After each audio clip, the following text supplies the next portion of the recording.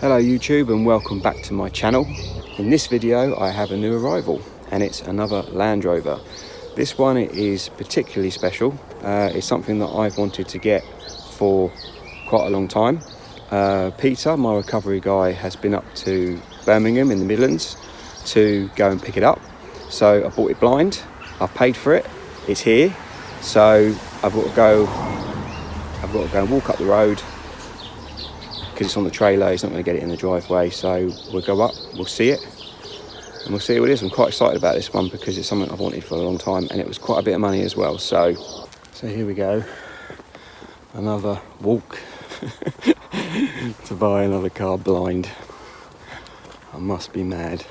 Nothing wrong with this one, apparently.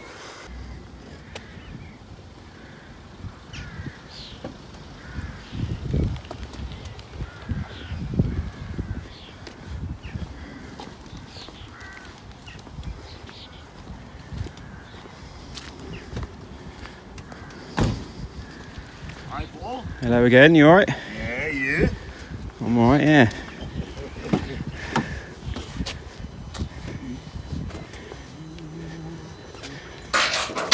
Here we go. You got a day?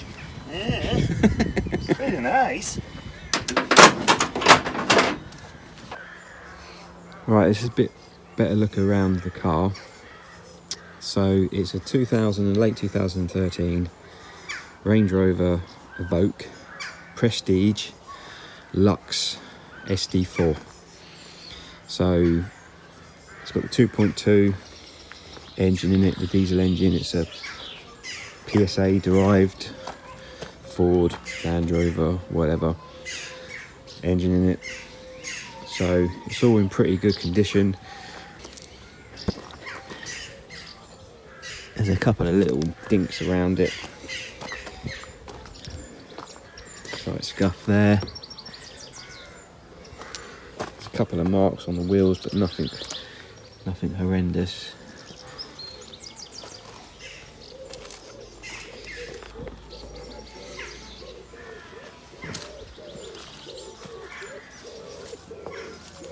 Got a tow bar on it which I need to take off.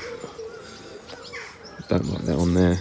It's not a tow car. I don't think it just isn't the kind of car you buy to tow stuff around with unless it's a small trailer or a jet ski or something. So apart from that, it's all really good. So specifications on this, basically it's pretty much fully loaded. So it's got the pan roof, it's got the automatic tailgate,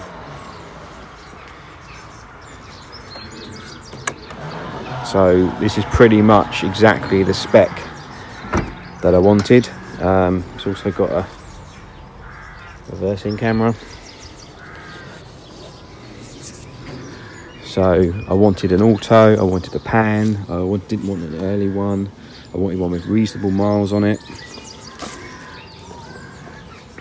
So it's got a small bit of damage here.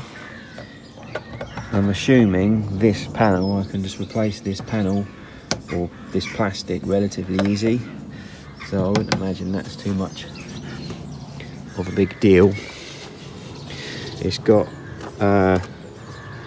keyless entry, keyless start, that kind of thing. So you just push that and the car unlocks, and you can just basically unlock it like that. It's obviously got the memory sticks. This is something as well that's just some marks in the leather from someone's keys or fingernails or something. So it's got the Meridian sound system. There's a little bit of wear here on this bolster, but that can be treated. You can buy leather spray, stuff like that, to get that sorted. As I say, it's got the pan roof. There is a blind that you can close. The automatic gearbox, obviously heated seats, climate control. It's got the nav and it's got the DAB auto lights, auto wipers, and it's also got automatic park. So it's a pretty well spec model. I don't know what the next spec model would head up from that. So it's got 49,000 miles. It's got good service history, part Land Rover digital, part independent stamped.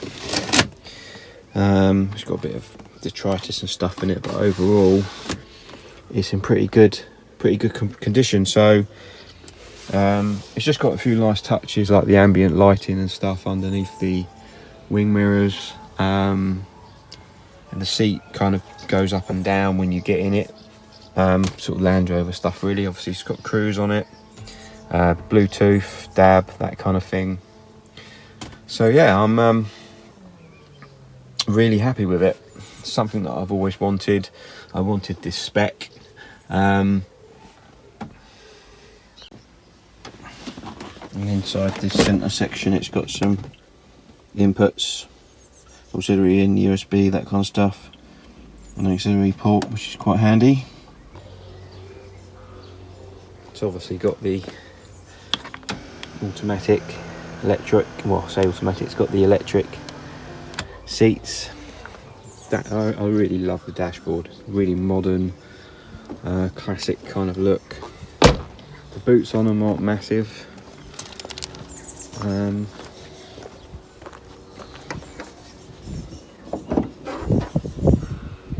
So there's the engine, don't be fooled by that. It's not a Range Rover engine, so there's not really much to look under there. The engine's all good, no issues with that. It needs a cam belt due to age. It's 7 years or 115,000 miles or something like that, in that ballpark. So that needs doing, so that will be something that I will be doing. I'm doing a video on it. They're relatively easy. I mean, there's quite a lot of room in there, and it's just a standard PSA Ford Peugeot derived engine. I think there's 2.2s they put in a lot of other cars. So it's quite a simple belt and tension arrangement, and I guess the water pump as well. So I'll look into doing all that at some point. I'm assuming it's got the HIDs, obviously the LED lights and stuff like that. Front and rear parking sensors, which it would need for the self park. I have had one car before with the self park. I only used it once just for a laugh, but it was quite impressive really, the way that it sort of moves the steering wheel and puts it in the space for you really. So it's a nice colour as well. I like the colour. I was very close to buying a white one,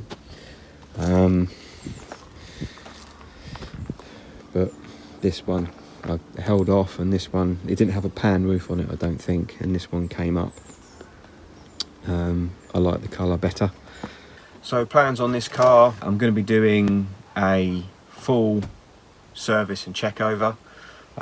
So full engine service, full check over. I also want to check the balance of all the wheels as well. There's a slight, what feels like a slight vibration, very, very slight, but when you're cruising 60-70 miles an hour, this should be, whisper smooth, and it isn't. It's just, you can feel something. I'm not quite sure what it is, so I need to check all the balance on the wheels. They're not great. They're all matching tyres, but they're not great. The brand on them, I've never heard of them. So that's obviously to do, the service to do, as I said, the cam belt. So there will be videos that will be coming on this shortly, and then there just will be little bits and pieces that I'll probably do to it. I need to have a look to see whether the radio can be upgraded.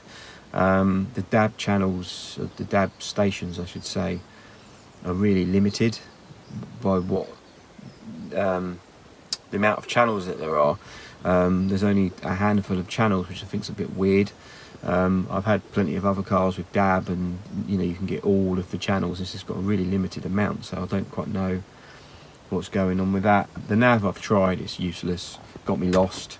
I mean, I'll get lost in a paper bag, but it's useless. I had the nav on there going and my nav on my phone going, and and it was telling me to go in 2 completely different directions, and I ended up following the sat nav on the car first, and it took me into this, it took me round in circles.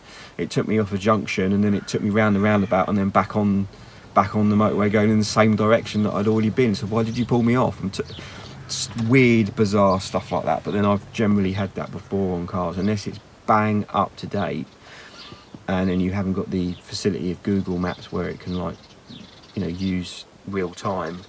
They're pretty much useless. So, but yeah, so I don't know how long this video is going to be. Not very long, I don't think so, but it's just a little video just to say welcome to my new car. They are nice cars. I do think they get a bad rap, and I'm yet to find out any issues. I need to do an auto box change as well.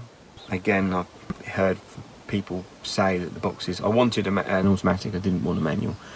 In my opinion, you don't get a car like this and have a manual gearbox. Yeah, I need to do, because it's basically a standard transverse layout with the gearbox on the end as it would be normally. Don't think there's a filter in it, and there's a bung on the bottom.